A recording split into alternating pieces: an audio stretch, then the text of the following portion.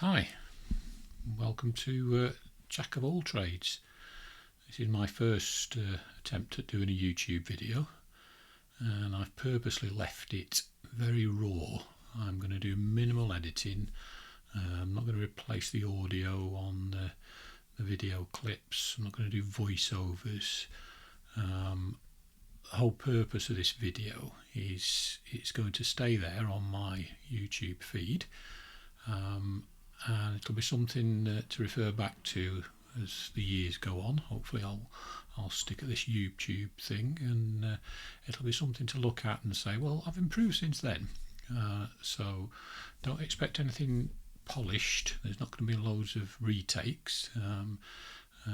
All the video clips that I'm putting in will all be warts and all, including forget to turn off amateur radio gear that automatically tells the time in the middle of my speaking. I'm going to try and look at the camera and do less looking at the screen in front of me for prompts. So that's something I've got to work on. Talk to you, not the camera. I'm talking to you to try and engage you and take you on this journey. So why Jack of all trades? My long life, as you can see, I've been around a few years. As a kid, I will always remember somebody called Jack Hargreaves. I don't know if his programmes ever made it out of the UK, probably not, because I'm talking about him being on television in the 60s. 1960s, when first encountered him on children's programmes, being a child of the 60s myself. And there was a programme called How, which was sort of a technology and innovation programme for children. Bit of a sort of like YouTube is for today for kids, where they learn without realising they're learning. We watched How and we didn't realise we were learning. But he also did a programme called Out of Town. Now, Jack, he was actually born in 1911. His birth name was John Herbert Hargreaves, but on television he was known as Jack Hargreaves. He thankfully lived into old age. He died in 1994 at the age of 82. But in the 60s, he was doing a sort of semi-educational, nostalgic craftsmanship type programme called Out of Town. Had a wonderful theme tune. It's on YouTube. If you Google Out of Town, you'll see some of his old programmes. And even as a child and as a young man, I always like to enjoy watching Jack Hargreaves.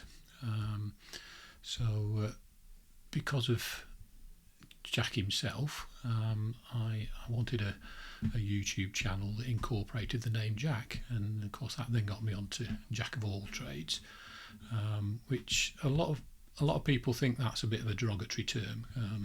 He's a Jack of all trades, master of none.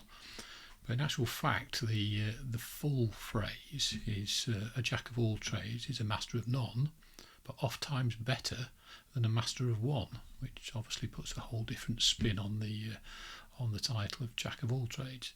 So I like to think of myself as a Jack of all trades, and that stems back to, like most of us, to our upbringing.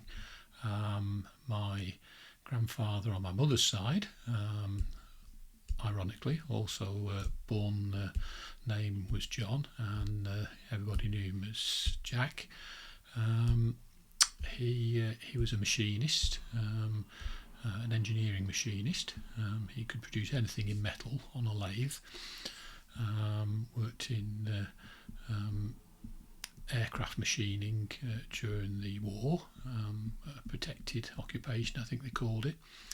And he continued in that till he retired. And my grandfather on my father's side, he was a mechanical engineer.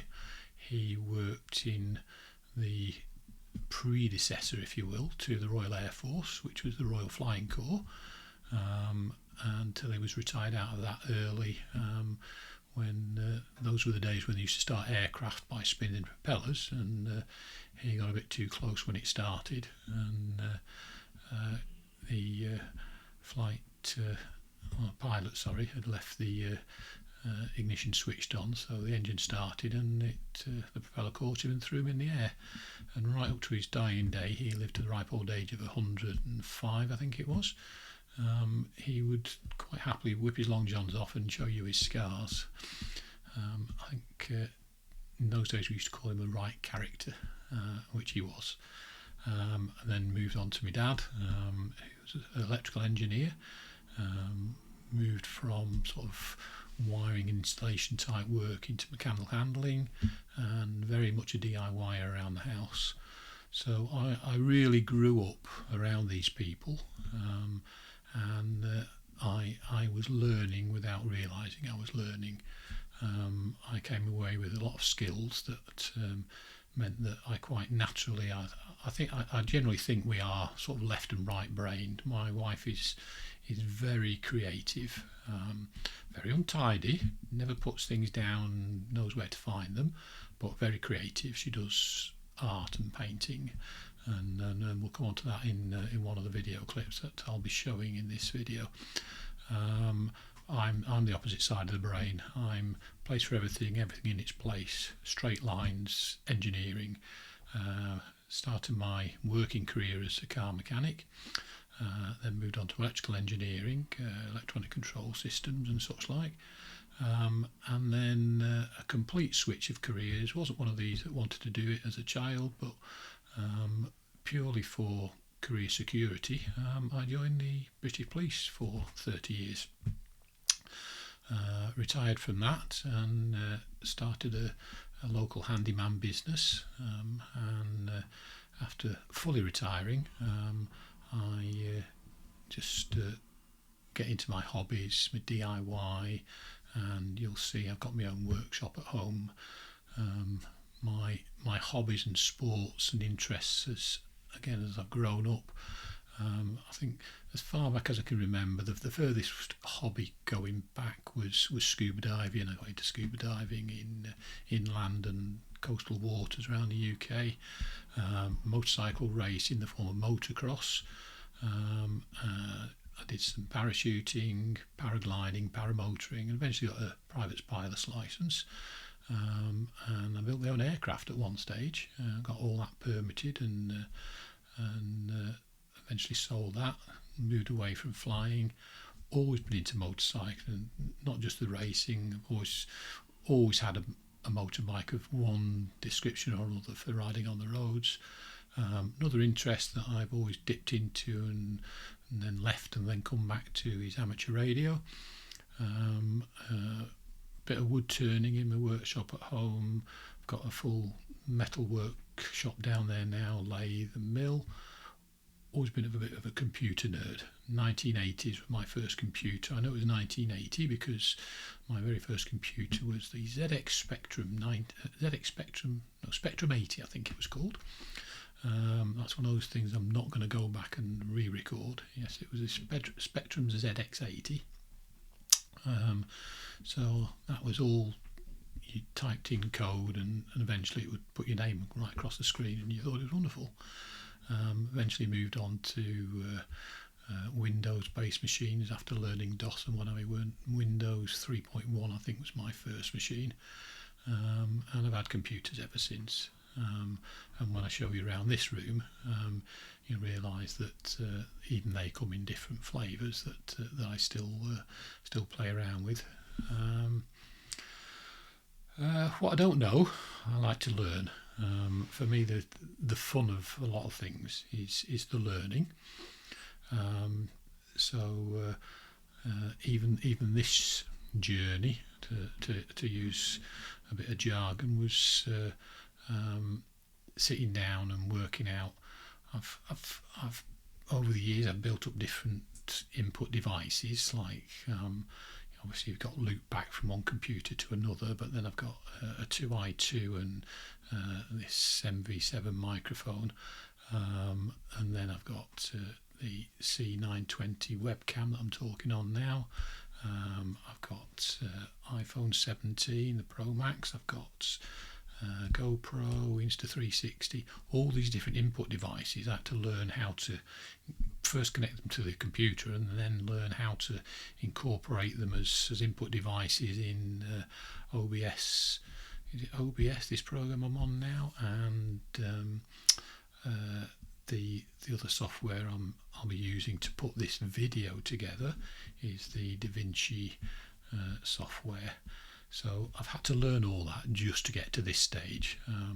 No idea about how to fine tune it to make it all better, but that's part of the journey that I'll be on. But I have got the attention span of a goldfish, so that's why I've had so many hobbies and things. I like things that once I've learnt it, I like to put it down, go away, do other things, but I can pick it up later and relearn the stuff I've forgotten and develop it and improve upon it. And that's what I hope to do in my YouTube channel, is take people along on these little journeys. So 1 week it might be something to do with what I'm manufacturing on the lathe and why and how, and the next week it might be something to do with amateur radio, or something to do with computing, or something to do with something I'm doing around the house. So we'll see how that pans out. I do have a tendency to go down rabbit holes. That's not a phrase that you're used to. I'll give you an example of rabbit holes. While I've been getting geared up to start this very first YouTube video, I decided initially I was going to do it on a Raspberry Pi computer, and that meant learning to set it up on Linux, but to then start connecting everything to it, I need to start using a program that a friend of mine on amateur radio had told me about, which has been around for many years but I'd never heard of, something called Node-RED. So I then sort of disappeared off Linux and went dealing with the Node-RED stuff to learn how that I could connect all these devices on that. In actual fact, I've ended up doing everything on the Mac, but that's another story. So that's what I mean by rabbit hole. So you go off learning this, and then you eventually come back, and sometimes you come back to the beginning and you've forgotten what you were going to do in the first place that took you off down these rabbit holes. So don't be surprised if there's a bit of that in some of the YouTube videos. Anyway, that's the end of this sort of brief intro of why I'm here and what I'm doing. Here's some clips now that show you my setup here and in the workshop, and what I built and how I've ended up with the workshop. So I'll hopefully see you on the next video after these video clips. Please like and subscribe so I know that somebody's watching it, and hopefully it'll all get better and we'll enjoy the journey together. Okay, so this is my wife's art studio, and that's one of the neighbours' dogs barking. I built this because my wife does painting, and we had a dining room full of art stuff. Just coming into shot there is my beloved Ben, 13 and a half years old. We lost his brother 5 months ago, and it still hurts. But getting back to the building, yeah, Barbara needs somewhere for all her art stuff, so it could free us to have a dining room again. So I got on YouTube and did some learning myself. Never laid a brick in my life. This took 2,000 dense concrete blocks, planning permission and building regulations in the UK. But what you see here is level with the house, which is behind me.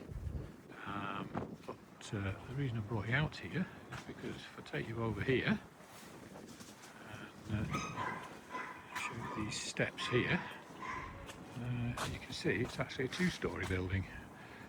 And I'll take you down to the workshop now, which is my part of the building, which is essentially underground from this perspective. Okay, so come in, close the door behind us.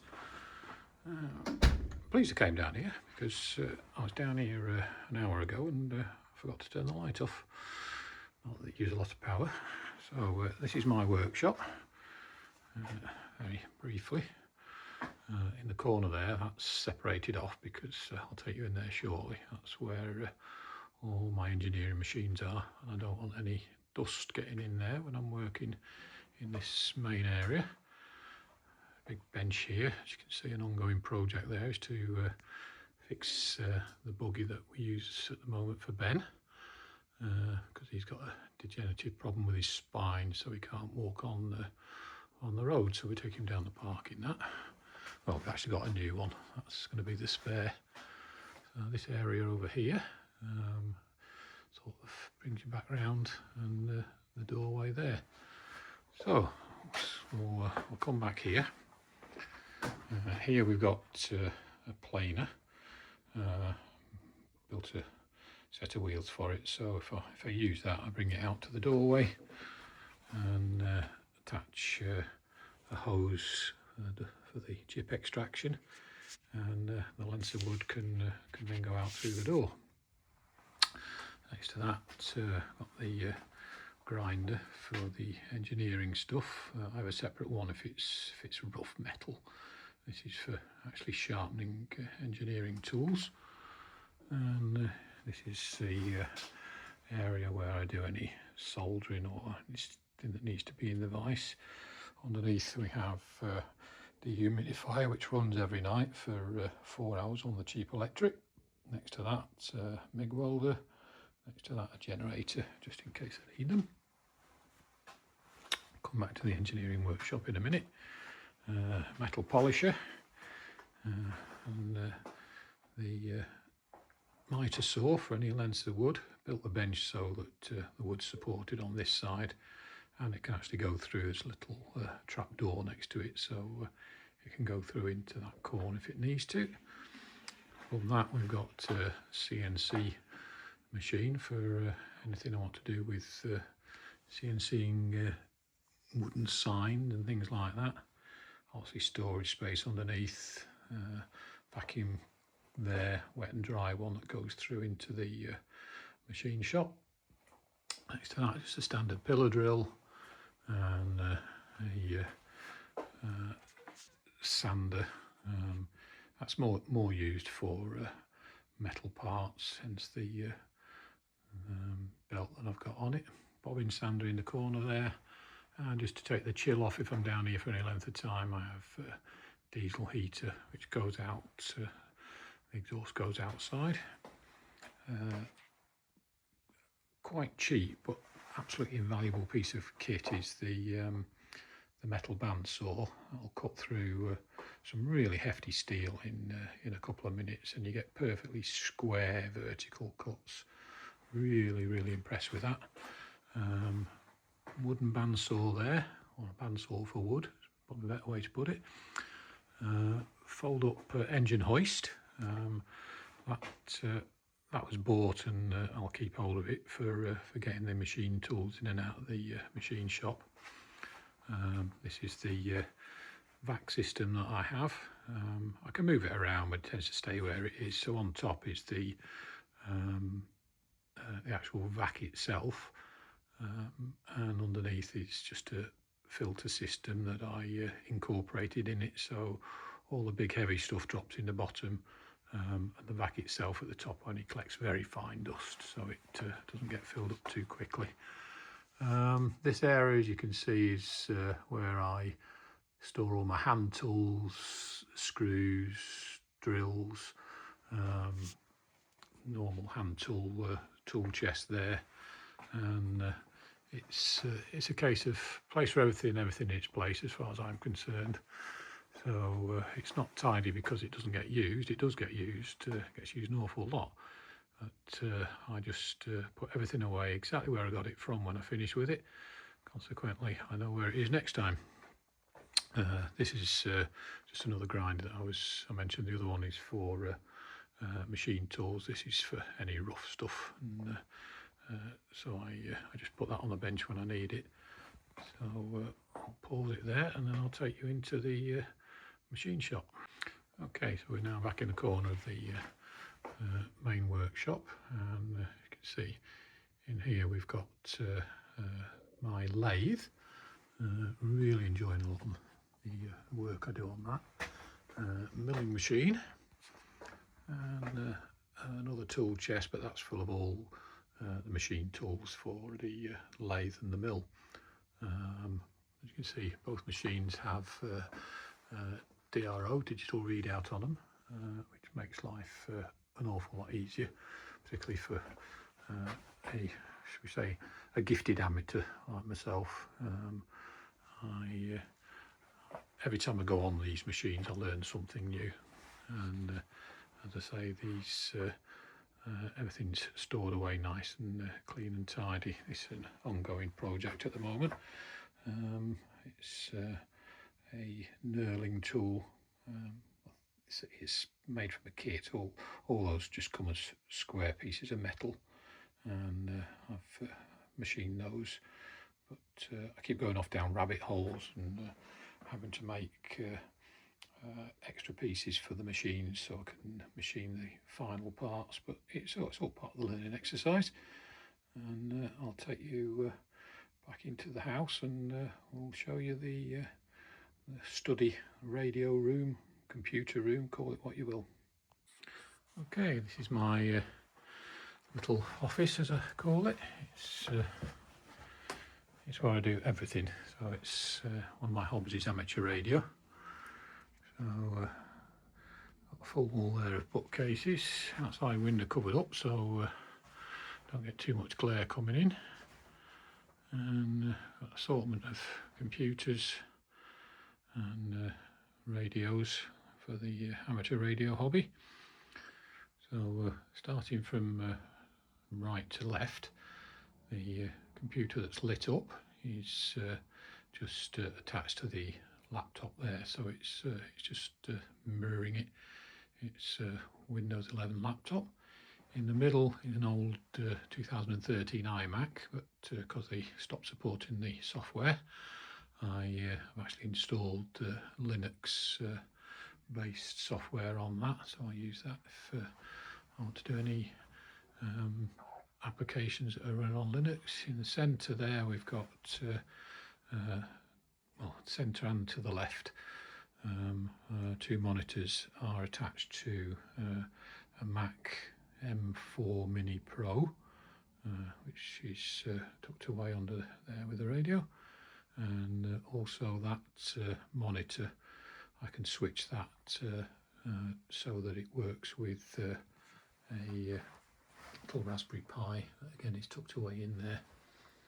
So that's basically where I do all my editing and what they call it, not headless head, I don't know what they call it, but where you talking head YouTube stuff all goes on from that camera there. And obviously there's microphones and different input sources to achieve that.